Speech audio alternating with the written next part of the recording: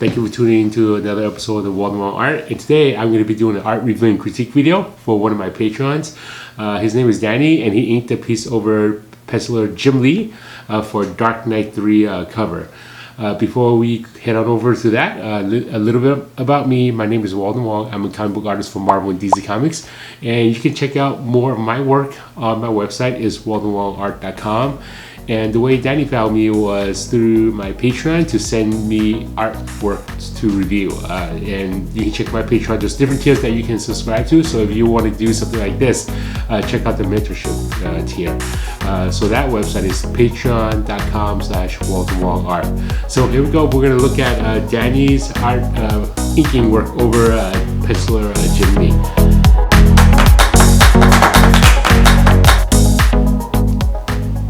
So here is the artwork. This is Danny's inks, and I overlaid his inks on the pencil. So let's take a look at the pencils. These are the pencils. We're gonna zoom in a little bit and take a closer look. So this was the original pencils from one of the covers. Danny just took the cover and inked directly on top of it. He used Procreate, and he wasn't really sure how to do layers. So I'm going to make a separate video in the future about layers in inking on Photoshop as well as layers in using Procreate. So if you don't really know how to do layers, stay tuned for that video. Okay, I'll show you how to like remove the pencils and then keep all your inks, because what Danny has here is, if you zoom in, you can still see some of the pencils underneath the inks. Okay, so let's take a look at Danny's work. Danny has been one of my Patreon for a good amount of time now. I've even met Danny in person, and he's been improving a lot, like a lot. So let's take a look at some areas. The holding line looks pretty good. So some of these areas where holding line, what you want to do is you want to concentrate on line weights, thick to thins. Let me see if I can find, there we go. Okay, so for example, like when I say line weights, I mean areas that's like, for example, this arm over here. It starts thick and it goes thin and it goes thicker. So that's a good job over there. Now some of these areas, like these hatch lines, I would close them up. Like for example, this area here, my markups will be in red over the inks. So when I close those lines, I want to have those lines close up like as sharp as I can. Okay, so not only am I concentrating on the tips of these points being sharp, I'm also focusing on the tips of these. Like for example here, I want to close this part here. Okay, as an inker, I do see areas that can be dark, like to the regular artist that doesn't really ink or doesn't know anything about inking, they probably won't even notice this. But as an inker who's been doing comics for over almost 3 decades now, as an inker as a comic book artist, has been doing this for almost, is it almost 3 decades? No, 2 decades, 24 years, I think.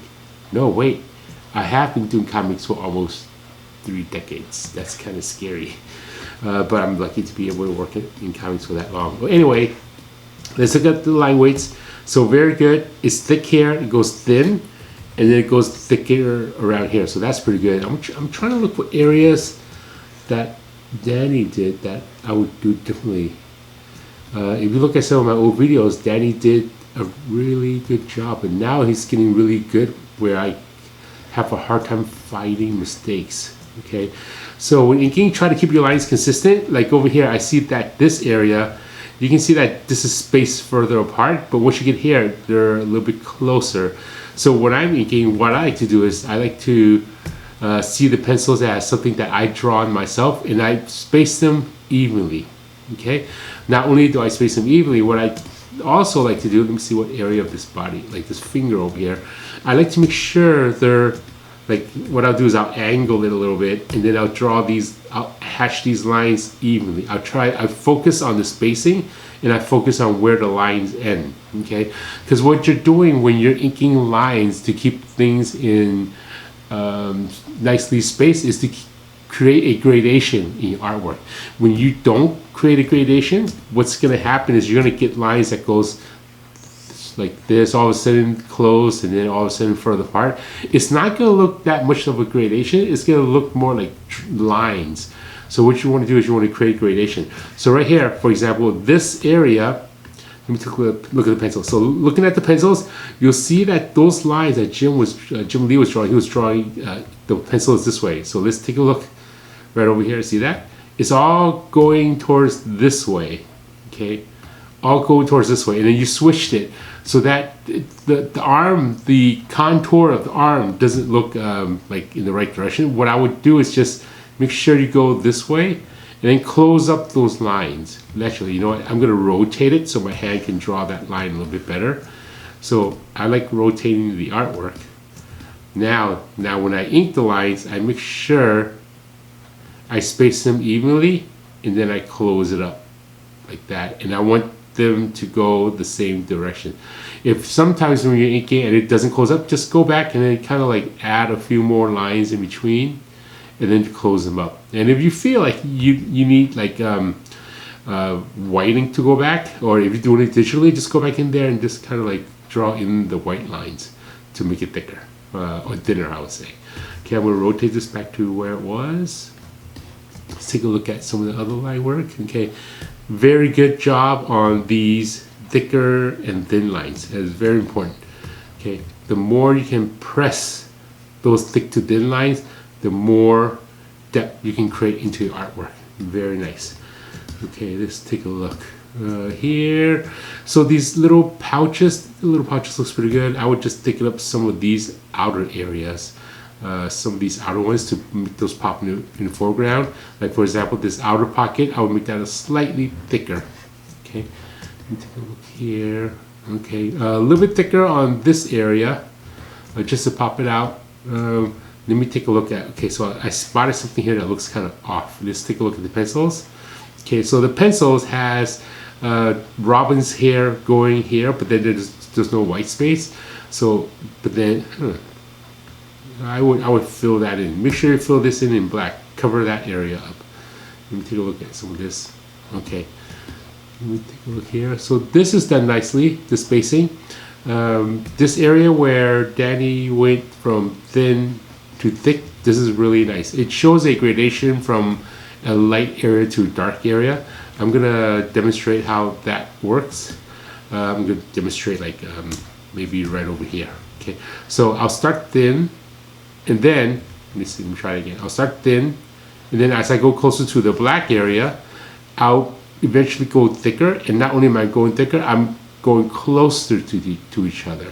Just gives it a nice light area to a dark area. And then when I go back, because I've done the thick to thins and I'm going closer, what I do want to do that you didn't do over here, it's, you know, like the lines that's going this direction, they're kind of skinnier than the lines that are going this direction. I like keeping it the same. Let's take a look at the pencils. The pencil didn't do that, but you added it in yourself, which is a nice touch. So I would rotate this, and then when I'm doing the cross hatching, I try to keep the lines, like for example, the thickness of this line and the thickness of this line kind of consistent. So I'll go thin, and then I'll press into it. Thin, press into it, thin, and then press into it. This way, your cross hatch lines are the same thickness as your perpendicular lines, okay? Okay, let me just take a look at some of the other areas. I like the cracks that are broken. Broken lines are nice, like these are broken lines. Let me take a look. Okay, so let me see if you, I don't know if you inked around these. I know the original pencils, they have these lines. So when I'm inking these lines, you're doing digitally. I don't know if you're inking around them. Sometimes I ink around them. Another way you can do it is to fill everything in black. Let me demonstrate. I'll go in here and then I'll fill in all the black areas, like the cow, Batman's cow. And then once I'm done with that, I'll use, because I'm doing digitally, I can go in there and kind of create those white lines on top of it. And that way I can also create cleaner, thinner lines. Now, sometimes if you can't see what you're doing, if you want to see underneath, because you're doing digitally, you can reduce your ink lines, okay? And then go back on top and then see what's underneath. So for example, I'm gonna go over here and demonstrate. So for example, if I was inking Batman's area here and I'm inking this digitally, Let me create a new layer. First thing I would do is I would go in here and fill everything in black. Let's see, make it black, increase the size of my brush, like this. I'll just go in here and make everything all dark. After I made everything dark, I'll just go to my layers right over here. You can also do this in Procreate. I would reduce the opacity of my black like this, okay? Once I reduce the opacity of black, I will go to switch my black ink to white ink, toggle here, I'll zoom in, and then I'll start drawing in those lines. This way, I'll still see what the lines underneath, and then I can also focus on line weights like this. Broken here, broken there, like this, and thicker, thinner, and so forth. And then once you're done with that, just go back and increase your opacity, and then you have line weights on top of black lines. So that's another way that you can do this. Okay, so that's a little tip over there. Go back here and look at the rest of the image. Let's see. Yeah, the background looks great. I like the use of the brush. So when I'm inking, digitally especially, I would just go and use one brush for everything, unless I wanted to do some spatter. This spatter effect, I see that you're going in here and using white dots. Try to adjust your dots a little bit every so often. Maybe, like, for example, I would take like my magic wand tool and then kind of like Control J, jump it out, and then transform it, and then maybe create another dot, and then maybe even transform and warp it, for example, warp, so you can create like different versions of the dots going a certain direction. Like, for example, I'll do this, and then I'll transform it, and then I'll have it kind of like spatter out this direction or something. Okay, that's something else that you can do digitally. It doesn't have to be like using one pen and go dot dot dot dot dot dot like that all the time. Let's check out the smoothness of the line. So right now I see that some of the line is pixelated, like originally the way that Danny worked on it. Let's check out the resolution. Image size. So this was inked in 300 dpi. In the future, if you guys can, try to ink in 600 dpi. Once you're done inking, then reduce it back to 300 dpi. When you're inking in a larger resolution, your ink lines will be smooth. It won't be pixelated like this. Okay, so now that it's in 600 dpi, when I do ink a line, when I do draw a line, for example, like let's see some of the lines that you drew. Originally the lines were kind of like shaky. When I draw a line, it's a little bit smoother. Okay, so that way, the higher your resolution, the smoother the line is. Okay, let's take a look here. Yeah, it looks pretty good, Danny. Your art is improving a lot. The spatter, I wouldn't do that much similar dots over here, like on the bottom here. Some of these dots are kind of like, I know you're trying to get a spatter effect, but it looks more like bushes. So try to, like, it looks like something like growing up, like foliage. It looks more like foliage. Just maybe do less, do different sizes. Okay, and one thing I noticed is Batman's hand. Let me see. So, okay, Jim Lee didn't actually draw those lines, but what I would do is go in here and maybe kind of like add another line in between here, just so I can see the rest of the arm. Okay, unless you want the arm to disappear completely. But yeah, there you go. I think this is a really good inking job, Daniel. Very nice. It looks very good.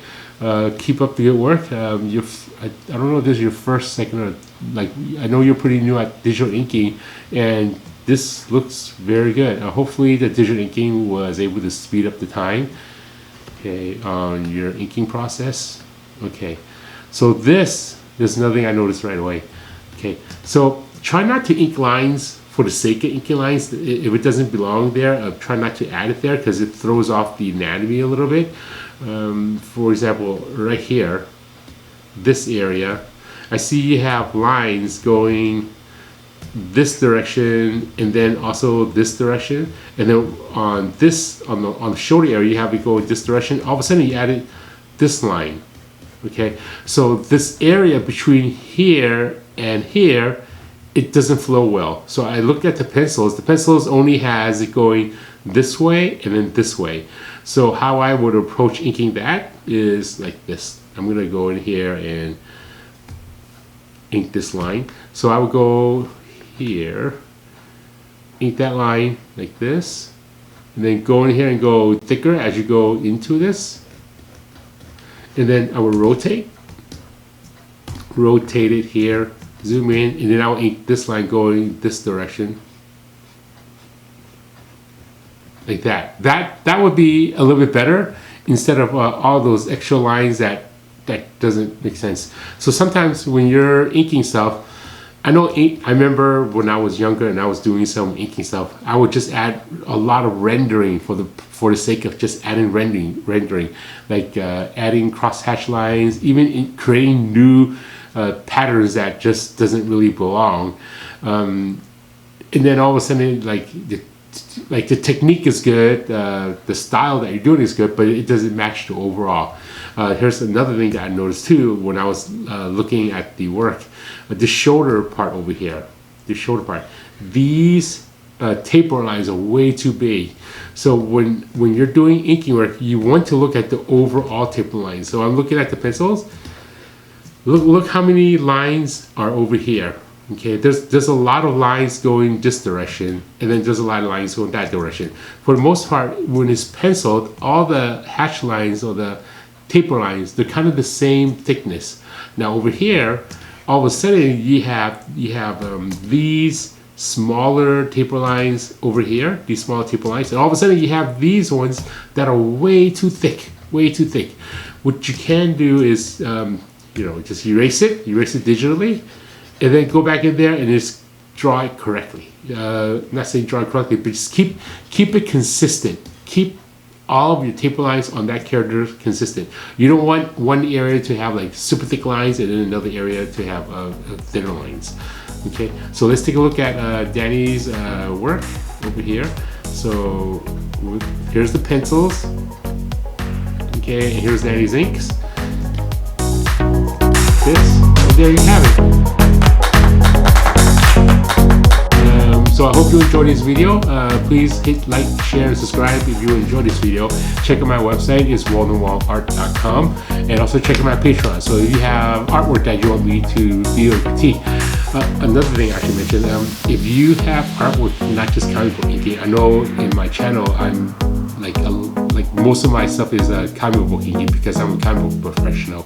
But if you're like a student that wants a critique on any kind of artwork, mostly pen and ink or drawing or painting, watercolor, acrylics, just let me know. Check me out on Patreon. My Patreon page is patreon.com/waldenwongart, and then there's different tiers that you can check out. And there you have it. That's today's video. Please like, share, subscribe, and I'll see you next time. Bye bye.